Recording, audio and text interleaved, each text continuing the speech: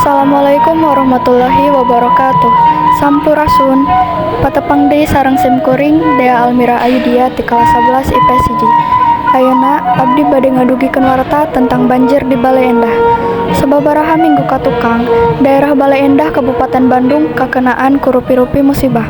Salah sahijina mudalna Cai Wahangan Citarum. Dumasar kana data anu aya, kurang leuwih 1.536 imah katut wangunan sakola jeung pamarentah kakenaan ku Cai Wahangan Citarum.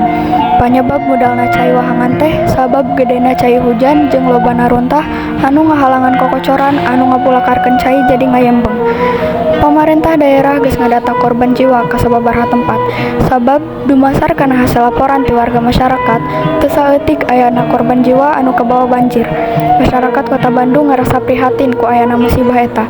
Masyarakat oge ngayakeun tarekah ngumpulkeun warga keur sumbangkeun ka warga anu keunaan musibah eta. Sakitu wae warta anu tiasa simkuring dugikeun. Wassalamualaikum warahmatullahi wabarakatuh.